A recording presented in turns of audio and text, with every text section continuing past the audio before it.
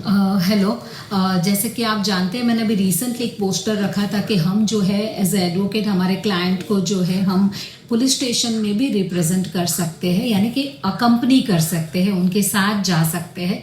जैसे कि अगर हम कंप्लेनेंट होते हैं, यानी कि शिकायतकर्ता हमारा क्लाइंट ही है, तो हम उसके साथ जाके जब पुलिस उन्हें बुलाती है उनका स्टेटमेंट लेने के लिए, क्योंकि देखिए हम जब भी कंप्लेन करते हैं तो ज़रूरी नहीं है कि हमारी कंप्लेन जो है वो सही मान ली जाए या लिखी हुई है तो ठीक है। कई बार ऐसा होता है कि लिखा हुआ भी उसके अंदर मेक श्योर करना हो, वेरीफाई करना हो, तो जो पुलिस है वो पहले उनको स्टेटमेंट के लिए बुलाती है और पुलिस बाकायदा उनको बिठाकर जो उनकी लाइफ स्टोरी है, जो शिकायत उन्होंने की है, उसके बारे में उनको क्रोनोलॉजिकल ऑर्डर में, यानी कि वो पूछते हैं कि भाई ये हादसा कब हुआ, तो ये पर्सन के साथ आप कैसे मिले, कैसे आपका रिलेशन है, ये सब चीज़ें कैसे, तो क्रोनोलॉजिकल ऑर्डर में वो आपको पूछते हैं, लाइक वन स्टोरी आपको नरेट करना होता है। तो जब क्लाइंट जो अगर कंप्लेनर है तो वो जब स्टेटमेंट लिखाता है, तो कई पुलिस स्टेशन ऐसे होते हैं कि जहाँ पे पुलिस जो है वो एडवोकेट को भी साथ में, क्लाइंट के साथ में अकम्पनी करने देते हैं, वहाँ पर बैठने देते हैं। हाँ, पुलिस स्टेशन में हम जा सकते हैं, ज़रूरी नहीं है कोई पुलिस स्टेशन में पुलिस कहेंगे कि आप बाहर बैठिए, आपका क्लाइंट जो है वो यहाँ बैठकर स्टेटमेंट लिखाएगा। इसकी एक वजह है कि पुलिस बहुत ही इंडिपेंडेंट स्टेटमेंट लेते हैं, यानी कि वो चाहते हैं कि कंप्लेनेंट जो है वो अपना स्टेटमेंट वो इतना इंडिपेंडेंटली दे कि वो किसी से इन्फ्लुएंस ना हो कि भाई एडवोकेट बैठे हैं, वो अगर उनको कुछ बोल रहे हैं या एडवोकेट बीच में बात कर रहे हैं या एडवोकेट उनको बोलने से रोक रहे हैं या उनको बोलने के लिए इन्फ्लुएंस कर रहे हैं। तो ये सारी बातें ध्यान में रखते हुए वो देखते हैं कि एडवोकेट को बैठने दिया जाए या ना बैठने दिया जाए।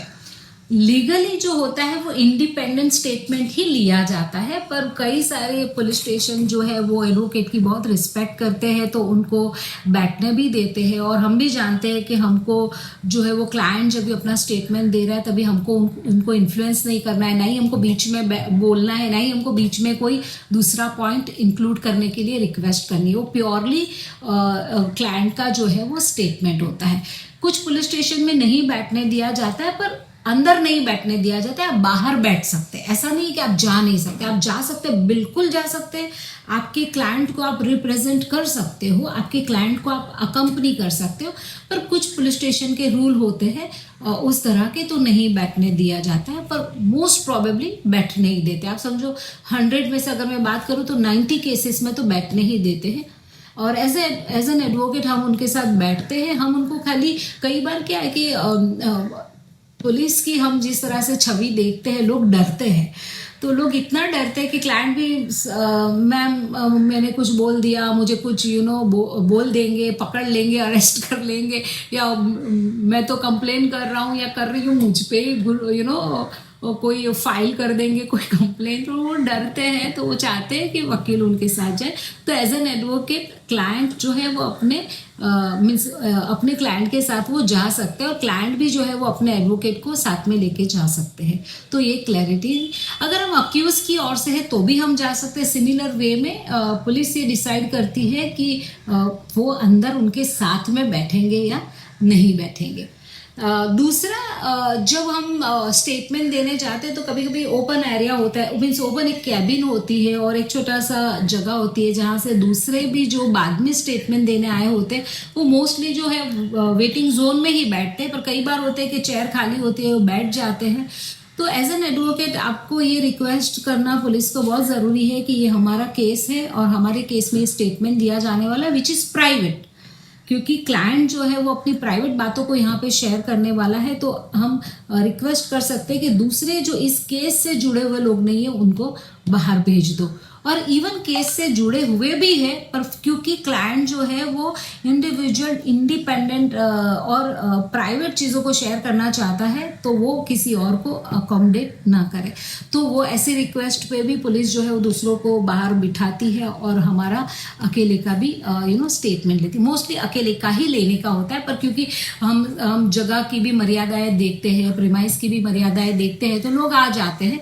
पर बीइंग एन एडवोकेट हमें ये अवेयर होना चाहिए कि हमारे क्लाइंट की जो प्राइवेसी है वो मेंटेन रहे। और हम ये रिक्वेस्ट इसलिए करते हैं क्योंकि हम जानते हैं कि एज पर इंडियन कॉन्स्टिट्यूशन हमें ये फंडामेंटल राइट मिला है कि हमारी प्राइवेसी को जो है वो हम प्रोटेक्ट करें। और ये हमारा संविधान है, भारतीय संविधान है, जिसके द्वारा हमें मूलभूत अधिकार मिला है कि हमारा जो निजी चीज़ें हैं उसको हम प्राइवेट रख सकते हैं। हम चाहे तो हम किसी के साथ शेयर ना करना चाहें तो हम उसको मेंटेन कर सकते हैं। तो यहाँ पर हम हमारा अधिकार भी इस्तेमाल कर सकते हैं। और सच मानिए पुलिस स्टेशन में हम जाते हैं, बिल्कुल भी डरने की ज़रूरत नहीं है। वो हमारी सुरक्षा के लिए बैठे हैं और हमें मदद करते हैं, हेल्प करते हैं। सब बात इतनी है कि हम खुद भी ना डरें। और कई बार लोग होते हैं कि वो बहुत ही गलत तरीके से पुलिस को अप्रोच करते हैं, तो उन्हें भी वो चीज़ें ठीक नहीं लगती है कि किसी की पहचान, किसी की सिफारिश, अपना खुद का रुतबा, ये वो देखो वो भी वहाँ पे जॉब करते हैं और हम हमारा काम, उनका काम ही ये है कि वो हमारा काम करें। तो अगर उनके साथ हम भी प्यार मोहब्बत से, रिस्पेक्ट से पेश आएंगे तो वो भी हमारे साथ। देखिए, मुझे तो आज तक ऐसा कभी अनुभव नहीं हुआ कि किसी पुलिस ने मेरे साथ मिसबिहेव किया या मुझे ये कहा हो कि मैडम ऐसा नहीं हो सकता, वैसा नहीं। मैं जितनी भी हम्बली रिक्वेस्ट करती हूँ, सर ये बैठे हैं, इनको आप बाहर भेजेंगे क्योंकि मेरे क्लाइंट को प्राइवेट बातें शेयर करनी है। तो वो अच्छा ये बोलेंगे आपके केस में नहीं है, बोले नहीं मेरे साथ नहीं आया तो आप प्लीज़ बाहर जाए करते। मेरे साथ मुझे अभी भी नहीं। मैंने अभी रिसेंटली एक बहुत ही बड़े पुलिस ऑफिसर से भी इसी मेरा जो प्रीवियस वीडियो है डिजिटल अरेस्ट के मामले में भी मैंने उनसे हेल्प मांगी कि मुझे ये नंबर चेक करके दे। इतने बड़े पुलिस भी हमें हेल्प करते हैं सिर्फ हमारे मैसेज के ऊपर, क्योंकि हम बहुत प्यार से, बहुत रिस्पेक्ट से उनको अप्रोच करते हैं और वो जानते हैं कि हम सिटीजन हैं। बीइंग एन एडवोकेट ऑल्सो, मैं भी एक सिटीजन हूँ, तो मुझे रिप्लाई करना जो है वो उनका कर्तव्य है, उनकी जिम्मेदारी है, तो वो बहुत अच्छे से पूरा करते हैं। तो कुछ चीज़ें हम पर भी है कि हम किस तरह से उनको अप्रोच करते हैं।